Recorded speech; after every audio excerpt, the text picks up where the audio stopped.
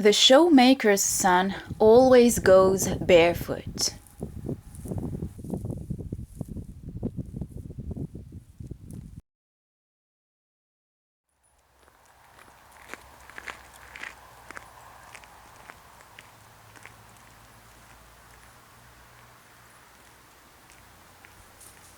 Last week I had a call.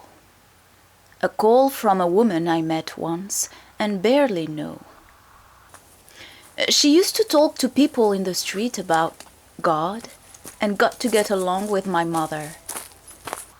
My mother tends to be polite and kind to people, but some of them take this as a weakness and try to take advantage of these kind people.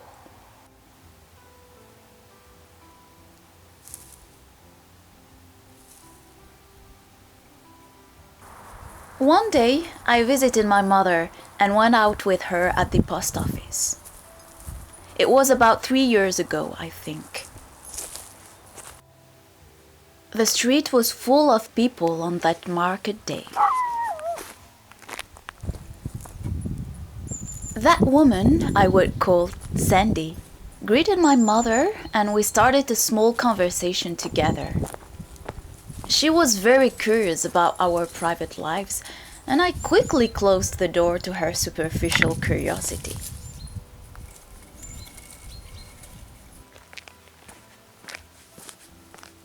I remember that she was surprised that I was naturopath and was interested to have some guidance from me to resolve her health issues. I gave her my phone number and we got to say goodbye to one another.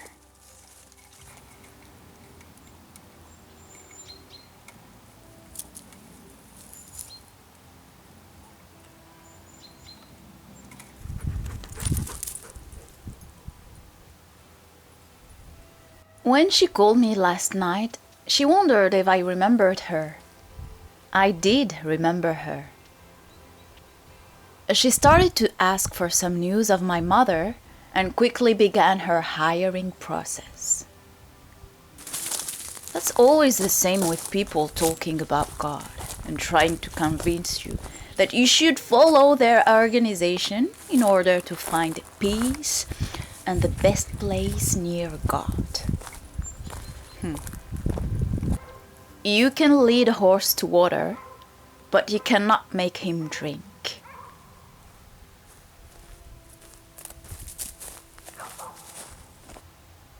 She was really an interesting person to analyze and talk to.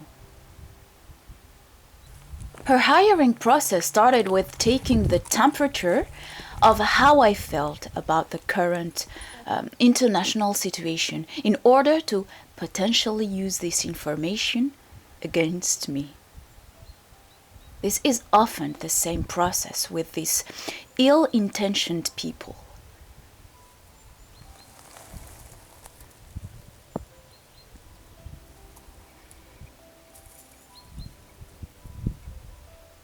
They are worse than sellers who innocently ask about your needs and then try to offer one of their products or services in order to fulfill a need or a lack.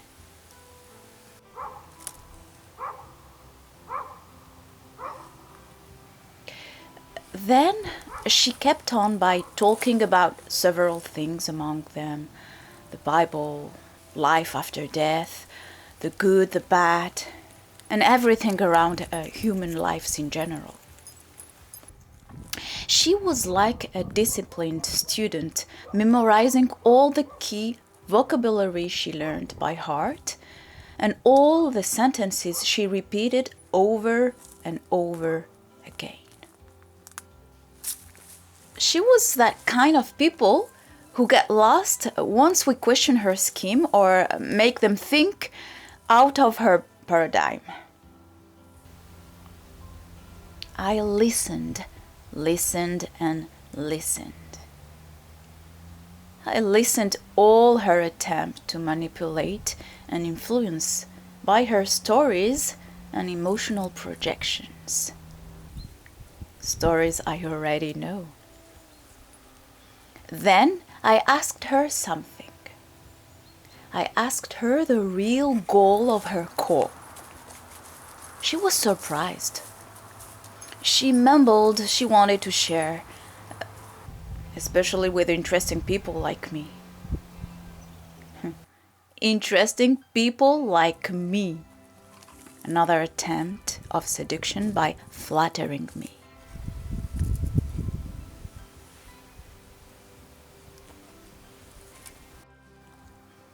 Of course she wasn't. She wasn't innocently sharing her déjà vu speech. I knew she knew it, and I wanted her to know that I knew it.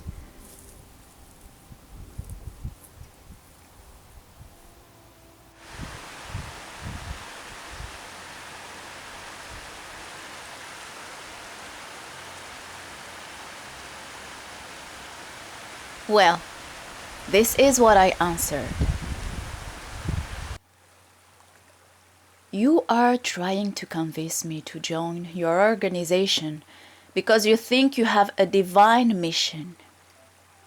You do this by pretending that you just want to share a conversation, but actually, you just try to identify the level of vulnerability of the person and make him or her feel emotionally touched.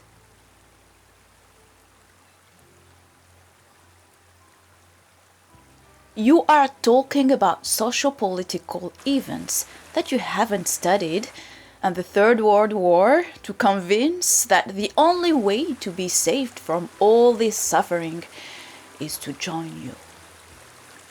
Well, in my opinion, you are blind, unaware, manipulative, and insincere.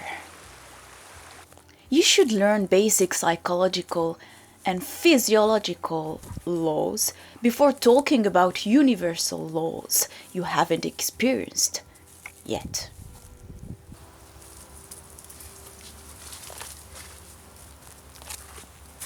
Do you really think I could rely on someone who is sick with chronic diseases which are curable and give me advices about this existential life? I wish you to face yourself and let go what it has to let go to find a balanced and healthy life.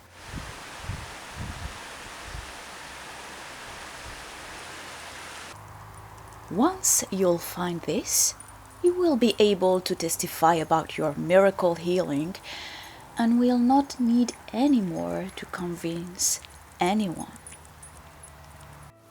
You would rather be an inspiration for most of them.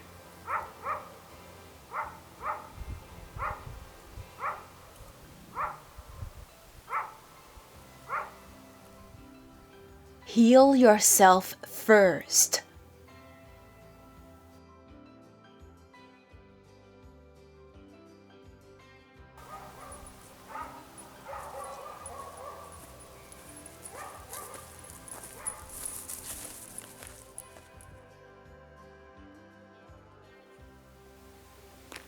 The shoemaker's son always goes barefoot.